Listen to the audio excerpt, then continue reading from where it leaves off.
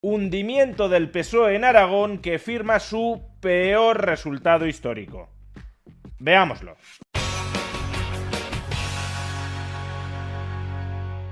Menos de 2 meses después de que el PSOE se hundiera en Extremadura, repite nuevamente pésimo resultado, en este caso en Aragón.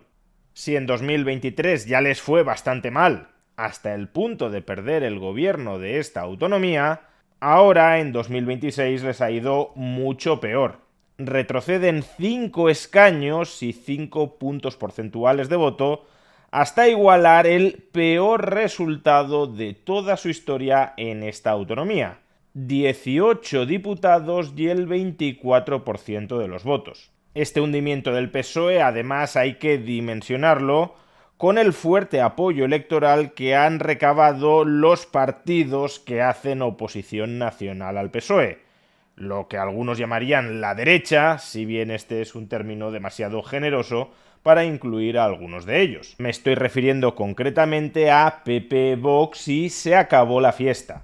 Entre estas tres formaciones políticas han alcanzado el 55% de todos los sufragios de la región. Y aquí es donde mejor se puede dimensionar la magnitud del desastre ya no autonómico, sino nacional del PSOE. En las elecciones autonómicas de 2023, pocos meses antes de que Pedro Sánchez lograra revalidar in extremis la presidencia del gobierno nacional gracias a un muy endeble apoyo parlamentario, tan es así que no está consiguiendo sacar adelante prácticamente ninguna ley en el Congreso, como digo, en esas elecciones autonómicas que apenas fueron compatibles unos meses después con la supervivencia debilitadísima del PSOE a escala nacional, PP y Vox alcanzaron, tanto en Extremadura como en Aragón, el 47% de los votos. Pues bien, ahora mismo, y a tenor de las recientes elecciones autonómicas en Extremadura y Aragón, ya alcanzan el 60% del voto en Extremadura y el 55% del voto, sumando a Se acabó la fiesta, en Aragón. Si estos resultados grosso modo se reproducen en muchas otras comunidades autónomas, ya os podéis imaginar que si en 2023, con porcentajes de voto mucho más bajos, Pedro Sánchez casi no consigue permanecer en la Moncloa, ahora mismo, directamente, si se celebraran elecciones nacionales, estaría fuera. Quizá por eso, por cierto, estén tan nerviosos y durante la última semana, como ya hemos comentado en este canal, emprendieran una deriva abiertamente autoritaria dirigida a censurar o incluso a prohibir las redes sociales. Porque si creen que están perdiendo el poder por culpa de las redes sociales, una de las formas en las que pueden estar tentados a tratar de conservarlo es reprimiendo la libertad de expresión en esas redes sociales. Porque en las elecciones autonómicas de Aragón, además, a Sánchez no le sirven las muchas excusas que utilizó para encubrir, para enmascarar su fracaso personal en Extremadura. En esas elecciones se nos dijo primero que el candidato del PSOE extremeño no era alguien de la confianza de Pedro Sánchez, si bien fue quien presuntamente colocó a su hermano en un puesto a medida.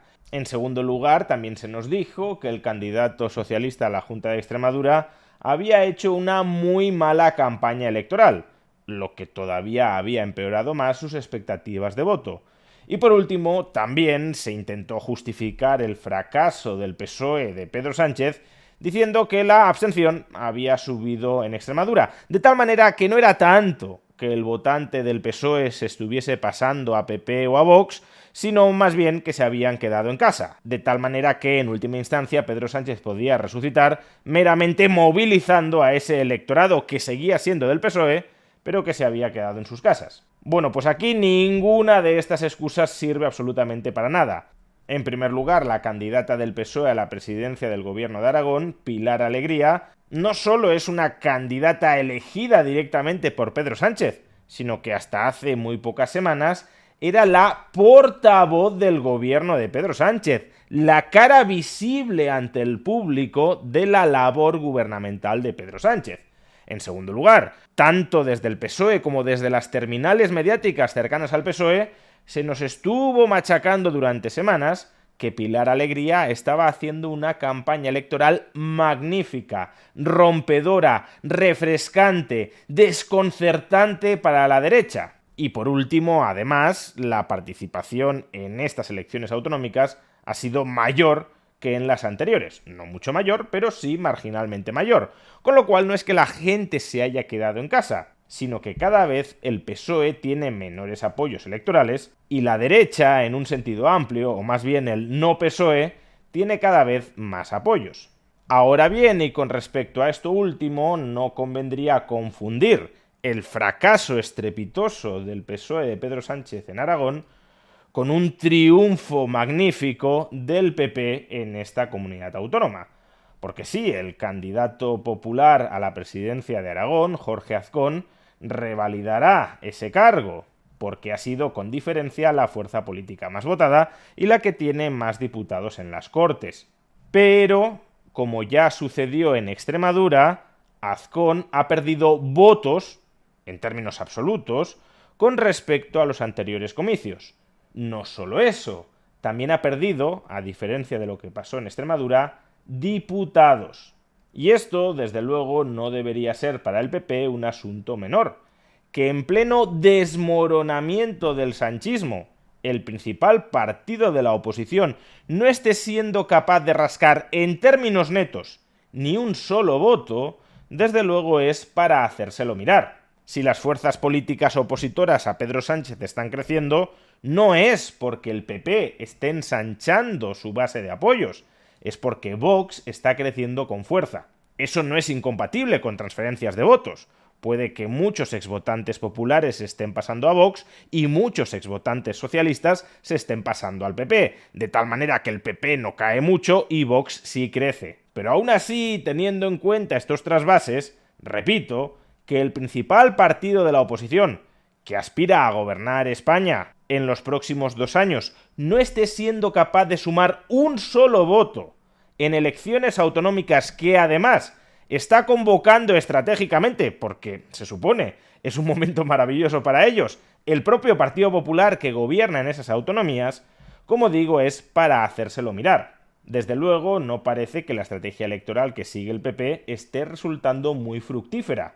Están viviendo de las rentas del antisanchismo, pero no están consiguiendo seducir a un solo votante. ¿Y por qué no están consiguiendo seducir a un solo votante? Bueno, cada uno tendrá su opinión. La mía es que el PP es un partido fosilizado que no está siendo capaz de ilusionar a nadie porque no está siendo capaz de plantear ninguna propuesta programática que dé respuesta a ninguno de los muchos problemas económicos y sociales que tienen los ciudadanos. Exactamente qué propone el PP, exactamente qué quiere hacer el PP. Lo único que sabemos que quiere hacer el PP es echar a Pedro Sánchez para ocupar su puesto. Pero a partir de ahí, ¿qué quieres hacer con el poder?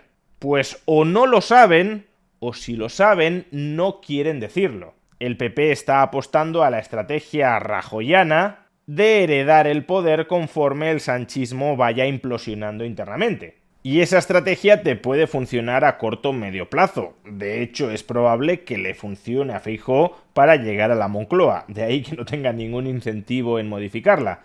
Pero es a largo plazo una estrategia perdedora.